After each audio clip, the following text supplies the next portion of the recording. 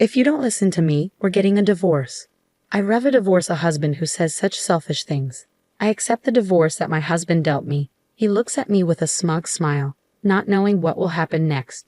My name is Emily. I got married 5 years ago, and I'm 35, living just with my husband. Although I'd like to have children, we've not been blessed yet. We've considered fertility treatment, but due to my husband's opinion, we decided not to pursue them, leaving it to nature. If we can't have them, it's still a life living just the two of us. My husband said that, and it helped to ease my mind a bit. After we got married, both of my husband's parents passed away one after another, which left us no time for treatments.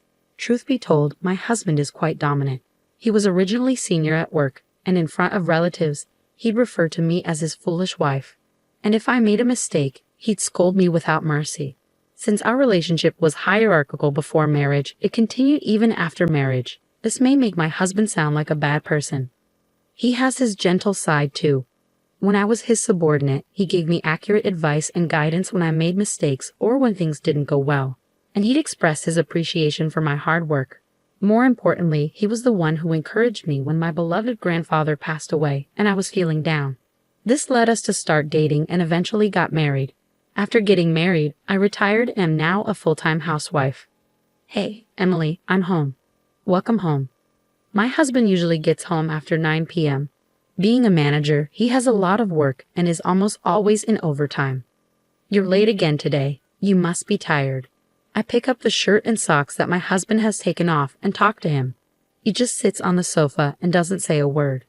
It's always like this. He must be really tired. I start preparing dinner for him, and when I finish serving him, he begins to eat without a word. After he finishes eating in about 10 minutes, he heads to the bathroom. I prepare a bath towel and underwear for him and start cleaning up after dinner. And when he comes out of the bath, he goes straight to the bedroom. My husband has always been a man of few words, but I wonder if the recent promotion has been building up his fatigue. For the past year or so, there's been very little conversation between us. But even so, I trust and love my husband because he was the one who was with me when I had the hardest time. I lost my father in middle school and my mother in my freshman year of high school. Afterwards, I was taken in by my grandfather and raised by him. My grandfather treated me like his own daughter and loved me dearly. I adored my warm and kind grandfather. I wanted to give back to my grandfather. When I started working, I had a goal in mind: to save money and spend quality time with my grandfather. I took him on trips and shared delicious meals with him. The time we spent together was enjoyable, and I wished for him to stay healthy and energetic forever. However, 3 years after I started working, my grandfather passed away from lung cancer. I was literally left all alone. I knew I would have to part with my grandfather someday, but I didn't expect it to come so soon. I wish I could have done more for him.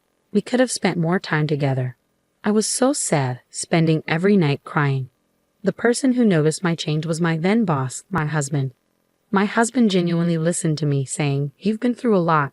You did well." I was truly lucky to have him as my boss. Normally a stern and intimidating boss, my husband was gentle with his words at that time. I'm sure he is a kind man deep down. That's why I want to continue to serve him. I think so. On a day off in the afternoon, the home phone rang. "Hello," I answered. "Oh, Emily, it's me," the caller said. It was my husband's younger brother.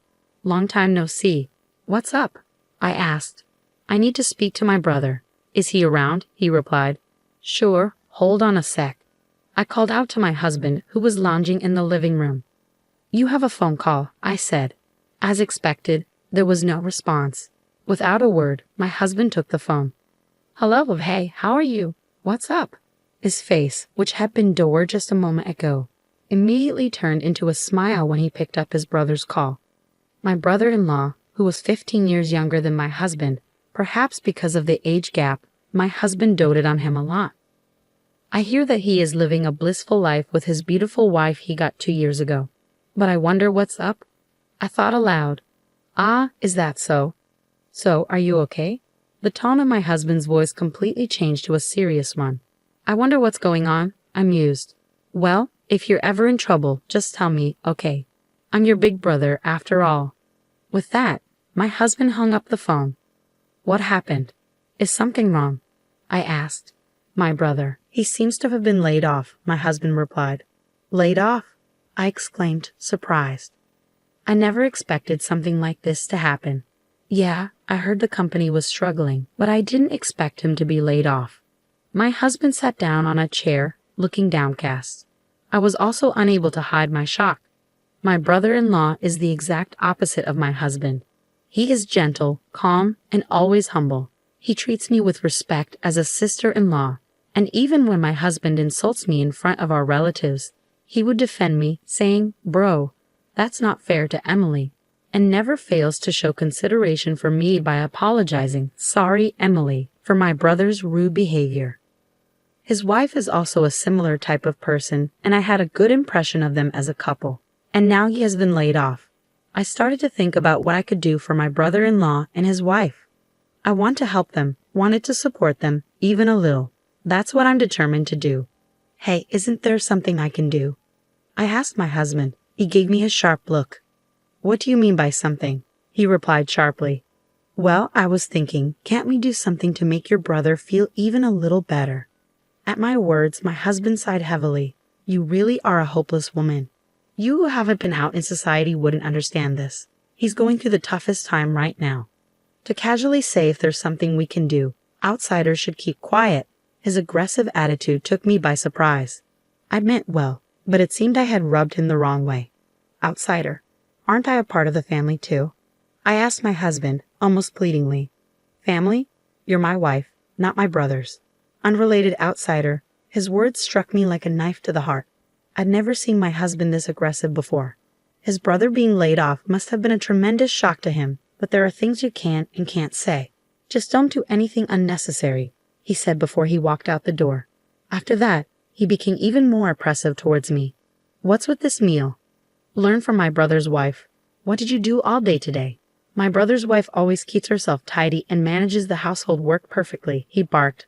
I'd never seen him be so unreasonable. I wondered what on earth had happened. Enough. What on earth happened to you? I finally snapped back at my husband. Shut up. Everything's a mess because of you, he blurted out, making no sense. I didn't know where to start with him. Before long, we weren't even making eye contact, and the gap between us was growing wider and wider. I began to question my relationship with my husband. One day, my husband started sorting out things in the morning, like a thorough cleaning. He was sorting necessary and unnecessary items, steadily increasing the number of garbage bags. I wondered what he was up to, but our relationship had grown cold lately. I didn't have the energy to speak to him, so I didn't intervene in his tasks. But unusually, he spoke to me. Hey, what are you doing? You should start packing too, he said. Huh? Packing for what? I asked, confused. We're moving out. I'm giving this house to my brother and his wife, he replied calmly. What? What are you talking about? I was taken aback. I found out that he intended to give the house where we were living to my unemployed and struggling brother-in-law and his wife. Wait a minute. Why are you doing this all of a sudden? I protested. Shut up. Don't defy me, my husband shouted at me loudly, but I didn't back down. You said you wanted to do something for your brother, didn't you? That's a completely different issue. What are we supposed to do if we hand over the house? Where are we going to live? I reasoned with him. We'll figure that out later. My brother's in trouble right now, and as his elder brother, I need to help him, my husband insisted, moving the conversation along entirely on his own. To begin with, my brother-in-law was not the kind of person to kick us out and move into someone else's house brazenly. Despite this, why? As I gave my husband a suspicious look, he handed me something. If all you're going to do was talk back, you're of no use to me anymore. We're getting a divorce. Get out of here right now, he threw at me, the divorce papers already filled out. I couldn't believe he was proposing divorce. Stunned by my husband's unexpected move, I could only stand there, and yet it felt strangely appropriate. I didn't feel like we could continue as a couple, even if we stayed together. Maybe this is a good opportunity, I thought. I picked up the divorce papers that had fallen to the floor and signed them without a word. My husband was watching me with a triumphant smile. His expression was so comical that I almost burst out laughing. When I had finished filling out the divorce papers, I turned to my husband. This house isn't yours, is it? I asked. Huh? This house is the one I lived in with my grandfather, and the land was his too. They both passed down to me, remember. At this, it was my husband's turn to be stunned. If it's in my name, how are you going to hand it over? Huh? How are you going to? I pressed my husband with questions. No, my husband suddenly became flustered. Did you forget you moved into my house before we got married because you thought it was a waste to pay rent? I've been paying the property taxes on the house and land every year because they're in my name, and you haven't given me a penny. Well, it doesn't matter anymore. Once these papers are filed, our divorce will be finalized and we'll be strangers. Wait a minute. Let's calm down, my husband pleaded. Calm down. That's my line. You're handing out divorce papers like it's nothing. How selfish can you be? It's unbelievable. I unloaded all my pent-up frustrations on my husband. I loved my husband, and I thought he loved me too, but maybe that was just my misunderstanding. I never expected the end of our marriage to come so quickly. Emily, wait, this is a misunderstanding. Let's talk about it, my husband pleaded. Talk? You were the one who brought up divorce first, weren't you? I retorted. I've had enough of you saying this. I carefully put away the filled-out divorce papers. It's a holiday today, and I'll submit them first thing tomorrow morning. My husband lay on the floor in a daze. No, this can't be, he muttered. I said coldly, without any sympathy. This is my house. Please leave immediately. Once the papers are filed, we'll be strangers. I can't live under the same roof with a stranger. My husband grumbled until the moment he left, but I did not waver at all. After all, he's a stranger now. There's no need to show any mercy. Even when my husband cried and clung to me, I didn't feel anything. And then my husband left the house as if resigned to his fate. News of my divorce from my husband spread quickly at his company. He was immediately looked down upon at work. I heard rumors about the reasons for our divorce, and my husband's behavior throughout our married life spread in great detail. It seemed my husband had entirely lost his place at his company. I really wonder who started and propagated these rumors. All I did was answer the questions his colleagues and subordinates asked me, and nothing more. Then, about 6 months after our divorce, on my way back from the real estate agency, I ran into a person I'd rather not see. It was my husband. Well, since we're divorced, he's my ex-husband now. It seemed like he had been waiting for me to come out of the agency. The whole situation was quite unsettling. Even when I tried to ignore him, he continued to follow me persistently. Finally, out of patience, I reluctantly agreed to talk with him. Enough. If you have something to say, just say it quickly, I told him. Emily, I've always despised you, he declared. His sudden proclamation left me baffled. It turned out he had been blaming me for his brother's layoffs. Huh? Why would that be my fault? I asked, incredulous. Ever since we got married, bad things just kept happening, he insisted.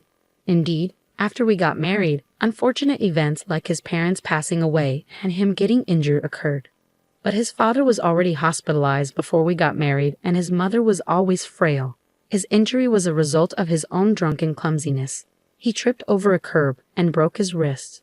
Still, in his mind, it seemed like I was the person responsible for all the misfortune. So, you think I was the cause of all the misfortune, and that's why you hated me? I always thought you were just a bit awkward, but you were simply despising me, huh? I was thoroughly exasperated with him. He just kept blaming everyone else without taking any responsibility. There was no basis for his accusations. I couldn't believe someone like him managed to be a supervisor at his company.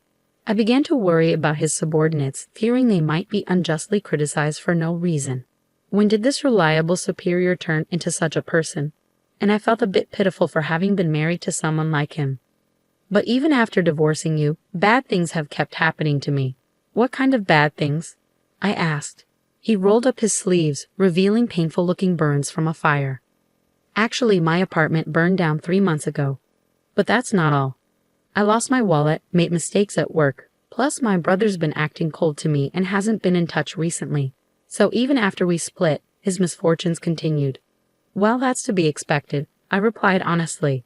Hearing such stories didn't make me feel sympathetic or sorry for him at all. After all, these are all consequences of his own actions, and I have nothing to do with them. Please, Emily, come back to me. I can't do it without you, okay? We've been a couple for so long. Didn't I take care of various things when you were still a working woman? And didn't I help you so much when your grandfather passed away? He pleaded, trying to guilt-trip me. Looking at this man in front of me, trying to guilt-trip me, I felt a chill run down my spine. All your misfortunes are from your actions that took. Maybe you should take a good look at yourself and do something about your bad habit of blaming others for everything. I replied calmly. With that, I walked away from him. Emily, wait up. Emily, Emily. My ex-husband was trying to catch my attention, calling out my name. I pretended not to know him and disappeared into the crowd. In fact, about a week after our divorce, I received a call from my former brother-in-law. Emily, well, you're not my sister-in-law anymore, aren't you? Sorry, but it's about my brother. According to what my former brother-in-law told me, the decision to give up the house to his brother was my ex-husband's own choice. He and his wife had no idea about it. My brother has always been prideful. It's always worried me. His attitude towards you, Emily, was terrible. My wife and I felt so sorry watching it all. He truly is a kind-hearted person. I wonder how two brothers could be so different. I don't know if it's okay to say this, but I think it was good that you divorced. I want you to be happy, Emily. Thank you. I'm glad to hear you say that, I replied. Then he told me he found a job quite soon and that he was somehow making ends meet. I'm so glad for him. I'm thinking about distancing myself from my brother. I guess my former brother-in-law must have had his own thoughts about it. He intends to gradually lose contact with his brother, my ex-husband. The reason why my ex-husband couldn't reach his real brother was because of this. My ex-husband, who divorced his wife and was estranged from his beloved younger brother, was truly alone. I hope he realizes the weight of the mistakes he's made. But before that, I need to disappear from his sight. On the day I met my ex-husband again, I had just signed a contract with a real estate agent to rent out the house I inherited from my grandfather. The house is too big for me, but I can't just let go of the house full of memories with my grandfather. I'd rather have someone who wants to live there reside in it. I'll change my cell phone number and where I live and completely cut off my relationship with my ex-husband. I'm 35 years old. I still have a long life ahead of me.